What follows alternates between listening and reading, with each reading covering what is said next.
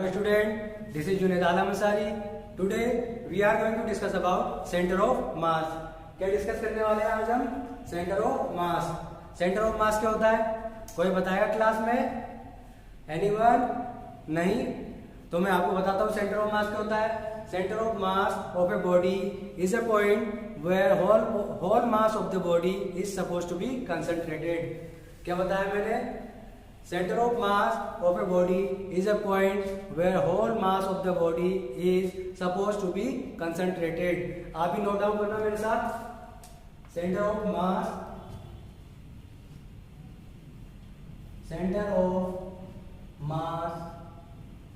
of the body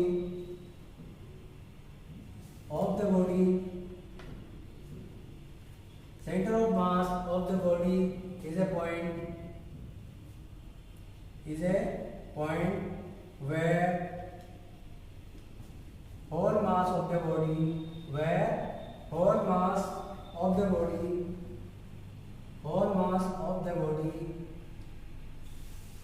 where whole mass of the body is supposed to be concentrated.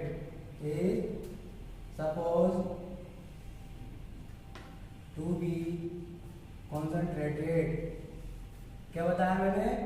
Centre of mass of the body is a point where whole mass of the body is suppose to be concentrated.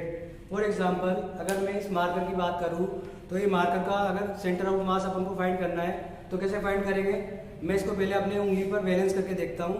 तो मैं इसको जैसे ही balance करूंगा तो ये किस point पर आके बैलेंस होगा?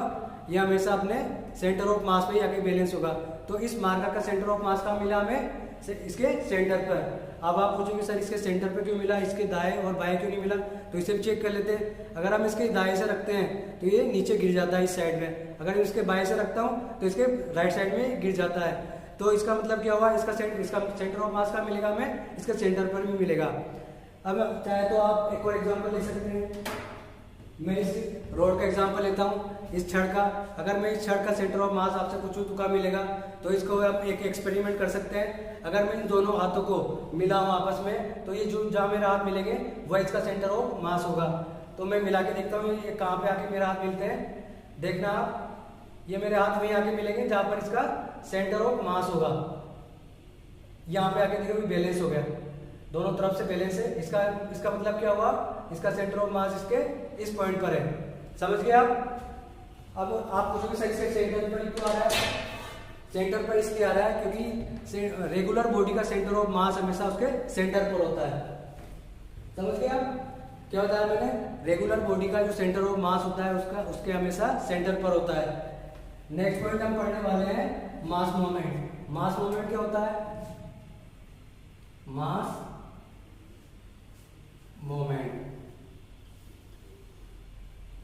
मोमेंट को हम जेड से रिप्रेजेंट करते हैं, कैपिटल जेड से. मास मोमेंट क्या होता है? Mass moment is a product of mass and position vector. क्या होता है mass moment? Mass moment is a product of mass and position vector. Mass into position vector. हम इसको किससे रिप्रेजेंट करते हैं? जेड से. Z equal to mass into position vector. M क्या है यहाँ पर? एम हमारा मास है. एम क्या है? मास. आर क्या है यहाँ पर? Are position vector. आर क्या है यहाँ पे? हमारा पोजीशन वेक्टर. अब हमने मास मोमेंट पढ़ा. इस मास मोमेंट की थ्योरी के हिसाब से सेंटर ऑफ मास का एक और डेफिनेशन निकल के आता है. वो डेफिनेशन क्या है वो भी हम नोट डाउन करते हैं.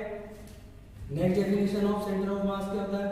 Centre of mass is a point from where mass moment of the all particle is equal to mass moment of the center of mass. क्या बोला मैंने? मान लो हम एग्जांपल समझते हैं इसको. मैंने जो बोला उसको हम एग्जांपल समझते हैं. मान लो कोई बॉडी है, उसमें कोई बहुत सारे पार्टिकल है. उन सब पार्टिकल का अलग अलग मास है और जो हमारा सेंटर ऑफ मास है उन पूरी बॉडी का टोटल मास होता है. जैसा कि मैंने अभी आपको एग्जांपल में बताया था कि सारा जो मास है उसके सेंटर पे आकर कॉन्सेंट्रेटेड हो गया था. मान लो एग्जांपल लेते हैं, जैसे कि कोई पार्टिकल ये पहला पार्टिकल है, इसका मास m1 है, दूसरा पार्टिकल यहाँ पर है, उसका मास m2 है, और तीसरा पार्टिकल मान लो ये है जिसका मास क्या होगा m3। अब मैंने क्या बताया था, मान लो कोई ये y एक्सिस है और ये हमारा x एक्सिस है, और इसका पोजीशन वेक्टर मान लो r1 है, इसका पोजीशन वेक्टर मान लो r3 है, r2 है, और इसका पोजीशन वेक्टर r3 है। तो मैंने डेफिनेशन बताई थी सेंटर ऑफ मास की, क्या डेफिनेशन बताई थी मैंने कि mass movement of the all particle is equal to mass movement of the centre of mass.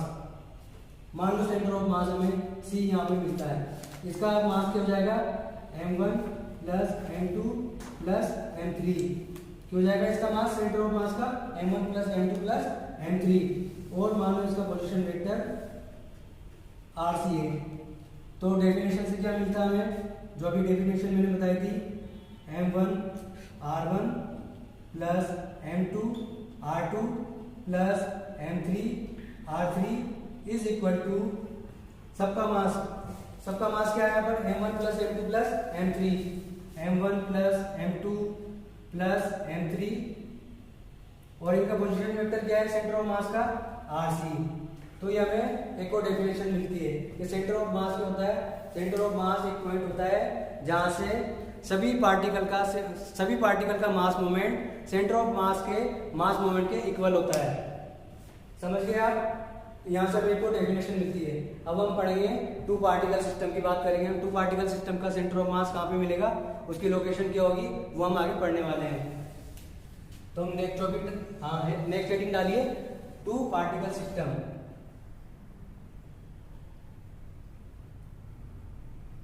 Centre of mass of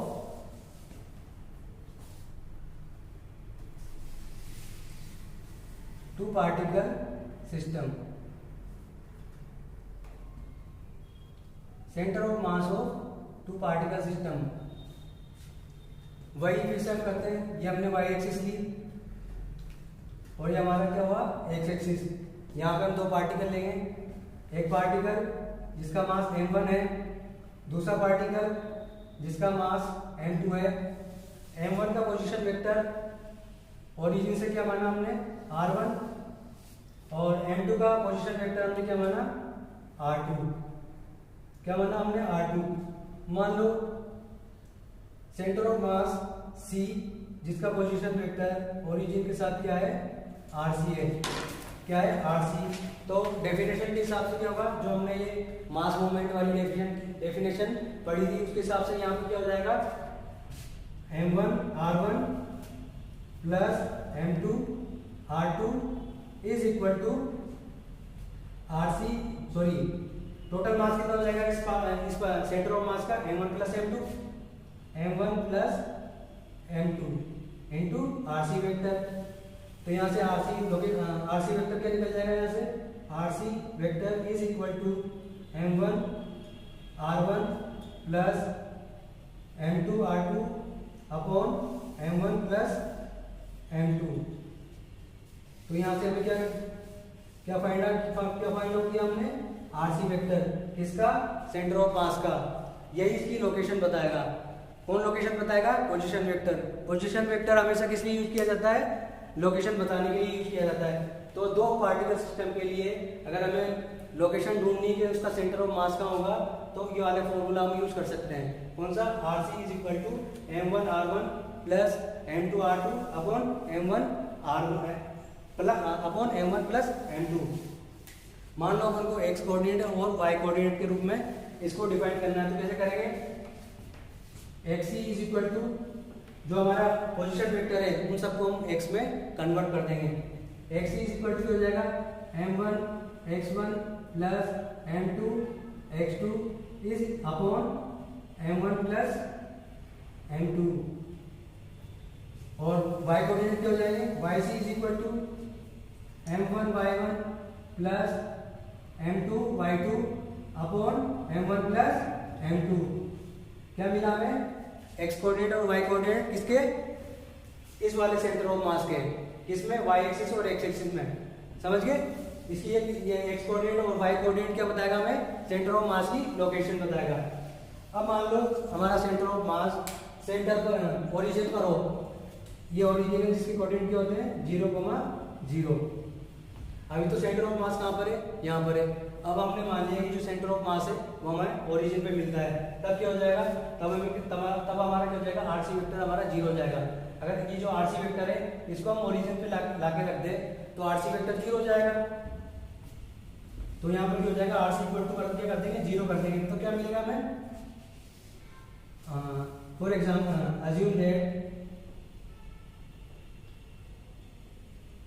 assume that the center of mass is at origin। कहाँ पे माना हमने, ओरिजिन पर। तब क्या हो जाएगा, RC vector is equal to 0। RC vector 0 हो जाएगा तो हमें क्या मिलने वाला है, यहाँ से m1r1 plus m2r2 upon m1 plus m2 is equal to 0। तो m1 प्लस m2 की तरह पे 0 हो जाएगा, m1r1 plus m2r2 is equal to 0। ये वाली इक्वेशन हमें क्या बता रही है, ये वाली इक्वेशन हमें बता रही है कि मास तो कभी नेगेटिव हो नहीं सकता, यानी कि m1 एंड m2 कभी 0 नहीं हो सकते, सॉरी नेगेटिव नहीं हो सकते, लेकिन r1 एंड r2 तो नेगेटिव हो सकता है। जब r1 r2 0 हो सकते हैं, r1 r2 पॉजिटिव हो सकते हैं, तो r1 r2 नेगेटिव भी हो सकते हैं। तो यहाँ से हमें क्या मिलता है, एक कंक्लूजन हमें मिलता है। वो कंक्लूजन क्या है, आइए उसे देखते हैं।